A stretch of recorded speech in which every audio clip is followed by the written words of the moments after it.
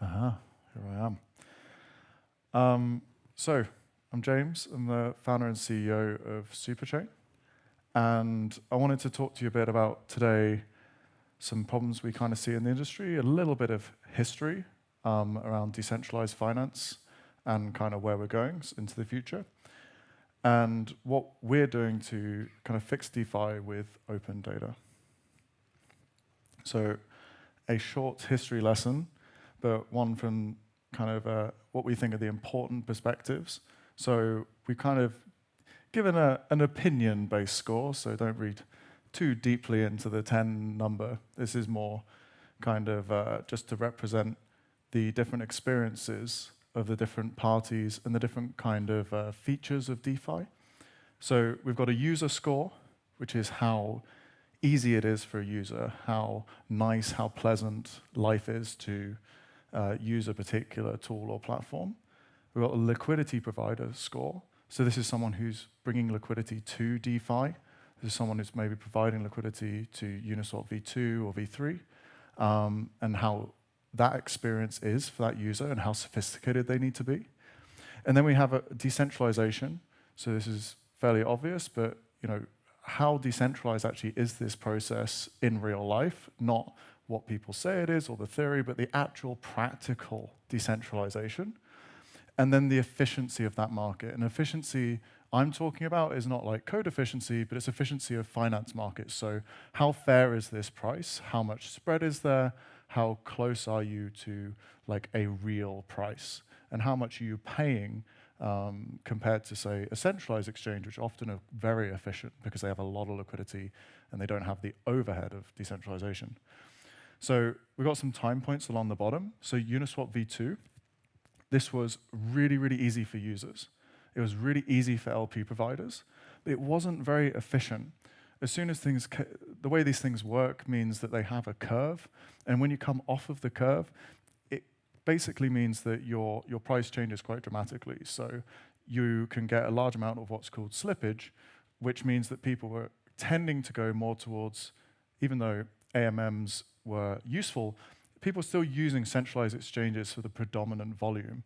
And in fact, only recently have decentralized exchanges started exceeding the volumes of some centralized properties like Coinbase. The decentralization of Uniswap v2 was actually very good. In general, it was a smart contract you could interact with. It was very simple to understand for users, developers, and to integrate within the wider DeFi ecosystem. But as I mentioned before, the efficiency was fairly low. So with Uniswap v3, we saw a big bump in efficiency. So Uniswap v3 works in a more complex manner, which means that you can basically get better prices. So it's called concentrated liquidity. And that means that you can, as a user, get really, really good pricing. But as a liquidity provider, you're incurring a lot of complexity. You need to manage all of your liquidity positions. You need to choose where and why you pick that particular position. Now, this means that you need a level of sophistication. You can't simply go onto Uniswap's website and add liquidity and hope that you'll make money. There are risks from impermanent loss, which you have to hedge, and often on centralized exchanges you would have to hedge. And there are risks of simply not getting enough fees through picking too broad a concentration or too narrow a concentration and missing trades. So either getting a small percentage of all trades or no percentage of no trades. Sorry, a large percentage of no trades. So this actually reduces the decentralization score in our opinion, because you now need to be able to read data from the chain, you need to be able to build trading strategies simply to manage liquidity positions. So it's not like Uni v2, which you just add. And yes, you have the impermanent loss risk, but you don't have the kind of more complex risks that Uni v3 introduces. But as I mentioned before, it is actually a better pricing model for the user. So this is why you still see TVL increasing. But most of that TVL is not from you and me, it's not from retail, it's from professional market makers. These are people who have lots and lots of data at their disposal to make really good decisions about where they put that liquidity. Moving further on to more probably closer to recent times, we have fragmentation. So when I'm talking about fragmentation, I'm talking about lots of different networks mostly Ethereum-based, which are copying Uniswap v2 onto their chains, be that something like PancakeSwap. And also within chains, you obviously have competition between dexes, and this further fragments liquidity. Now, this has had a really big effect in terms of efficiency, because the more liquidity you have in one place, the better price you're going to have, the less slippage you're going to have. So that's meant now that people have to build routing on top of all of these pools for you to get the best price. The best price is not necessarily one pool of one pair on one particular protocol. Maybe you'll have to go through a few different protocols, maybe even cross over chains. So that fragmentation is only getting worse as people use incentives or funding to start a new blockchain and move a bunch of liquidity there, and then the rewards run out and a bunch of liquidity moves back. And all the time, the people that are not speculating but actually just trying to use DeFi as a utility are kind of getting screwed and caught in the middle. So the solution to this has been primarily to use things called aggregators. So aggregators are actually a great tool which basically look at all the different decentralized exchanges and try and route your transaction in the most optimized way possible. These are examples like KyberSwap, 0x, 1inch. They all have these kind of big data warehouses full of all of the information about every decentralized exchange, and then you ask them, please route me from USDC to Arbitrum.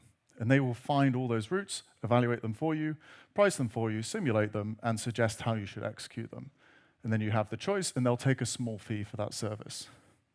Although I say a small fee, in aggregate, it's actually quite a large fee that these services accrue over time. Now, this is a centralized service. So what now you have to do with how fragmented liquidity is, you have to use a centralized service, a gatekeeper of data, to be able to do an efficient swap. You may be able to do a swap on Uniswap v3, for example, without data, without context, but you're not necessarily going to get the best price. You're going to get some price, but perhaps someone else is going to get something better, or perhaps Mevu or something like that in the process. Now we have an evolution, which at least is good competition. So, classic Web2 business. We're going to have a bunch of aggregators all competing against one another, and then we're going to aggregate the aggregators. So this is kind of like insurance comparison website, but for crypto. So, promise decentralization. I personally want to be able to run a node on my own machine, a light node. I want to have the internet, and I want to have a simple web browser, perhaps an IPFS enabled web browser, so that I can browse to the Uniswap website, make my swap, without relying on a central party. Perhaps I'm in a sanction regime, or simply crypto businesses are being shut down by regulators and therefore can't provide their APIs anymore. So I actually have a really quick question for everybody here. Who has used the IPFS UI for Uniswap? Not their default UI, but the IPFS UI. Well done, sir. Got one. So if Uniswap Labs disappears, which is something that could, in theory, happen given regulatory frameworks in the US, they already have to filter tokens and adhere to sanctions, so it's only one more step. They have an IPFS UI, which is fully decentralized, until you go and use it and you realize it's not. Because it turns out, if you block the Uniswap website from the IPFS UI, which is hosted somewhere else, the UI actually has to call out to Uniswap to do the routing. So you can't actually make a swap without that API. Now, it falls back to some cached data that Uniswap have injected in the UI, but it's very old, and it doesn't have any new pools, and it isn't really able to route because it isn't reflective of the current reality. So this is a huge problem. So suddenly, someone like myself who's thinking, of course I can swap, I can buy my particular asset, I can manage my portfolio myself. You can't. You actually cannot do that, not without relying on some other party. So this was actually a surprise to me when I was doing research for this talk, that this is still such an unsolved problem. So the gatekeeper problem comes in many forms. You can look at it as RPC providers, routers and aggregators and data warehouses. These are all Web3 -1 businesses. We're going backwards. We're going back to Web2. So all of these guys are kind of making money off something that's already open and already there and should already be available. The data for these blockchains is complex and annoying.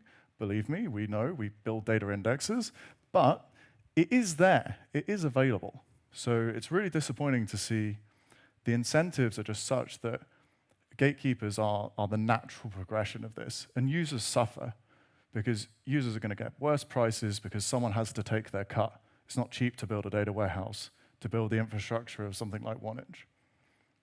So, at the end of the day, we're the ones suffering. We're the ones exposed to centralization risk.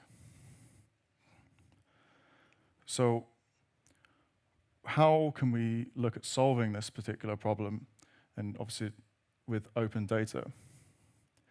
So this is a conceptual design for how a swap experience could be given open data for all liquidity pools on Uni v2, v3, on SushiSwap, on DAI, the PASM, which is a way of one-for-one exchanging USDC for DAI.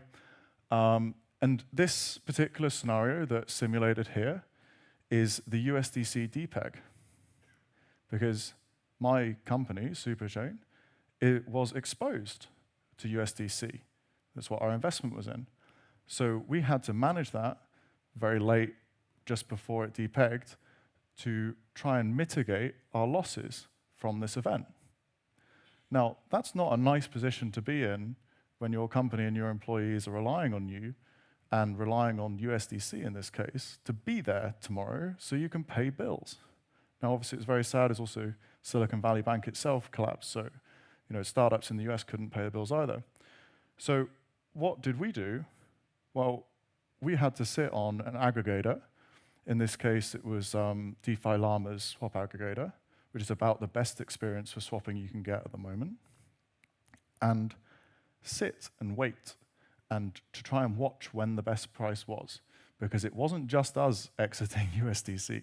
We're now competing against the entire market of sophisticated players with terabytes and terabytes of data, and we're trying to look at this aggregator view to press the execute button at the right time on the right platform to try and get the best money. And when your size is size on AMMs, you have problems. So you have to really, really, really watch it, because it's just not a fun experience, and it's something I hope no one ever has to do in a panic and a rush, because it's just not fun. And there's a huge what's called information asymmetry, which means that other people know more than you and can basically use that against you. So, for example, there's a lot of subtle differences between something like CalSwap and something like a 0x. So 0x will quote you a price, and you'll get that price within slippage. But CalSwap may or may not execute if it's moving quickly. So they could actually just say, no, we couldn't actually get that price within your slippage, and we're just going to return you that. Or they'll do a partial fill. There's lots of different rules. And it's not immediately obvious that which button you should press, even though you have the quoted prices.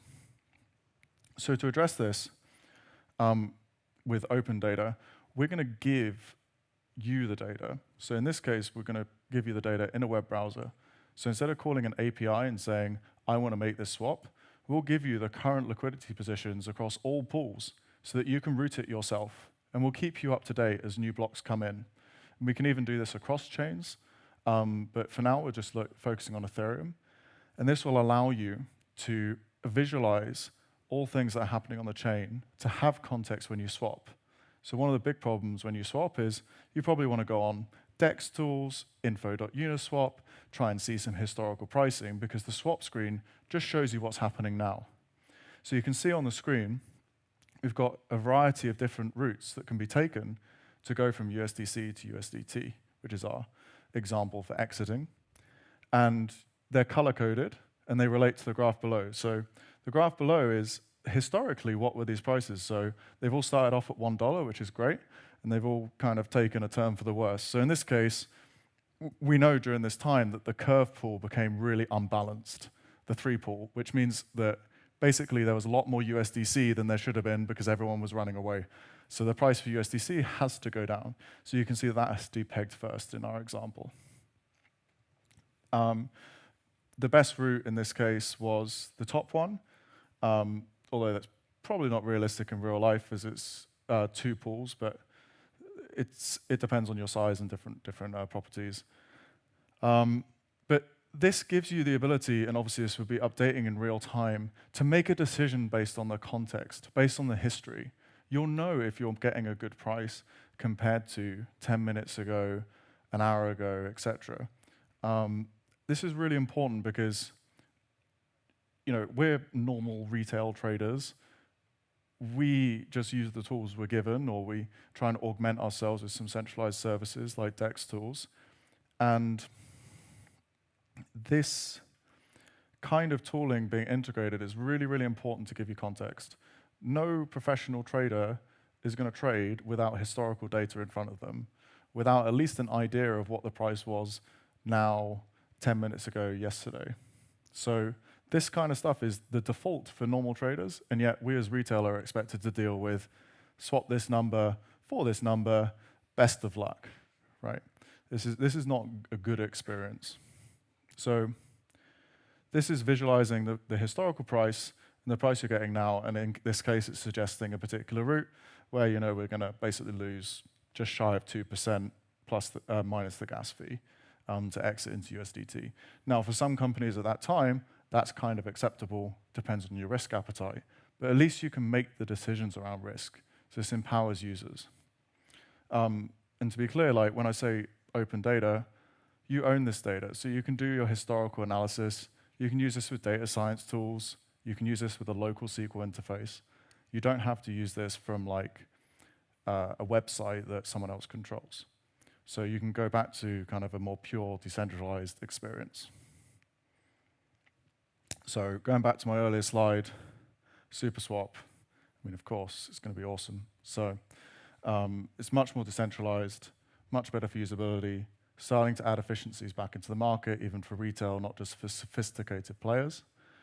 And yeah, this is what we think the future can look like with Superchain. We're very excited to keep building, and this is one of the demos that we'll actually bring to life over the next year. So thank you very much.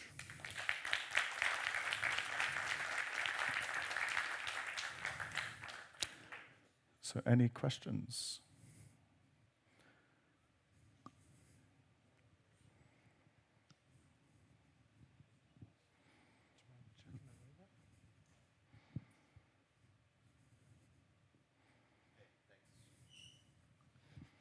Thanks for the talk. Do I trust the data or can I verify the data? It will be fully verifiable. So when we push it out to you, you can verify how that got to you, where it came from, which validators agreed on that, and you'll be able to understand in the web browser actually whether that is something you can trust or not. So you don't have to trust our API or something like that. Does that come with a ZK proof? No, it's without ZK, thankfully. So how do I verify it? Because it comes with what attached? So it's a little bit TBD, but basically because we deal with data in a certain way, we can deterministically produce it. So it can be easily produced by multiple parties. So you can verify through simple hashing. Okay, so I don't have to recompute the state? No. Okay. This actually basically is a replacement for like RPC and reading data. You're no longer going to need to use RPC to get any kind of data. And if you're a dev that's had to use something like the graph, you'll realize that you don't want a combination of RPC, some other service, your own centralized service. This is a one-stop shop for this kind of DeFi data. I was more concerned from, if you would look at prices from past blocks, and you give me that data, then I have to trust you that these were actually the prices, actually historical prices. Yeah, so you have and if I can't verify that, then I can't bring them on chain. But if I could verify them, I could bring them on chain and use them. Yeah, so there's a few questions wrapped up in there. So kind of how are we guaranteeing the data? So this application runs in a web browser. More like integrity. Yeah. So this application runs in a web browser, which means it has limited capability. But effectively, we have like a list of hashes of all of the files that you would receive. So there is some kind of prerequisite to have a verifiable thing, like a blockchain or similar, that we're already synced up to you or to the protocol you're using. We're not 100% sure how that works. Like decentralization for us is like a very aggressive but kind of slow process, because we'll basically start by running it in multiple places at once, and then we'll allow people to run it themselves, and then we'll start to add incentives and mechanisms in there as well. But it is kind of a long journey, but we've generally avoided ZK through deterministic production of data. So you can grab it from, you can basically know what the hash of it should be from multiple different places, and then download it from one guy, and you'll know that you got that. So it's more like a simple consensus mechanism on a file basis. But this is all TBD. It may work slightly differently by the time we get there, so don't hold me to this. But that's the current intention. Thanks. Any other questions?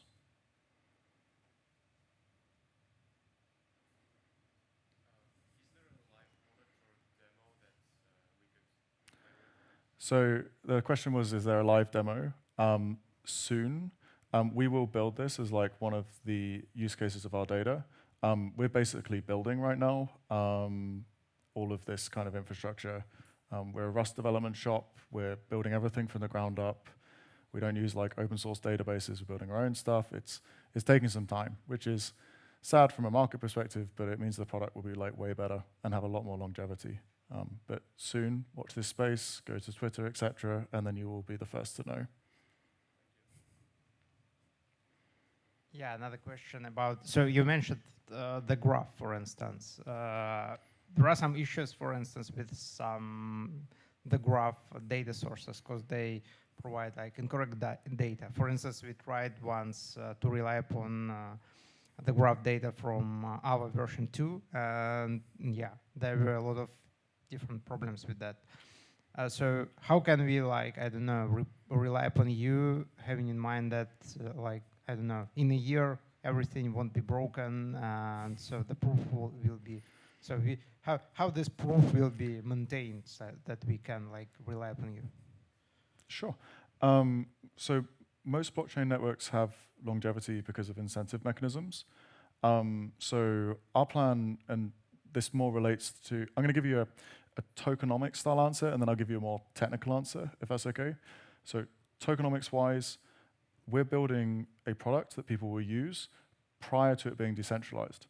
And then we're decentralizing that product. So we will have, and then we will hand, that revenue will then move to the decentralized product. That means that the network will have a base layer of usage.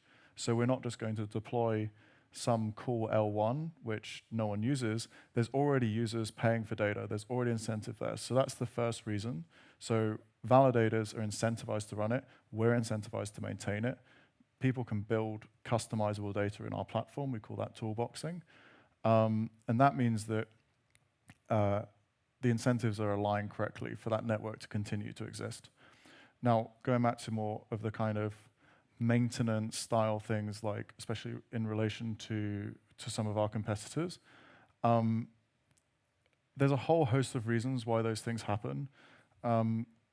They've had to make a lot of technical choices that we've seen, like, for example, being able to provide incorrect data, which, to be fair to the graph, is a fairly rare occurrence, but obviously when it happens, it's really bad for users.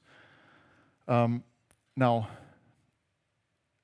they have to rely on something called fraud proofs, whereas we don't send non-verifiable data.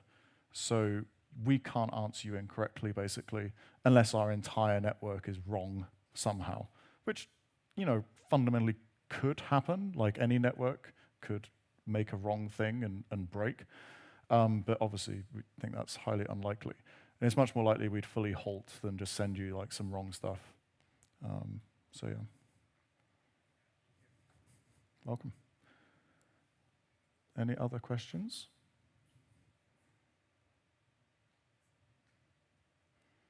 No? Well, thank you very, very much for your attention.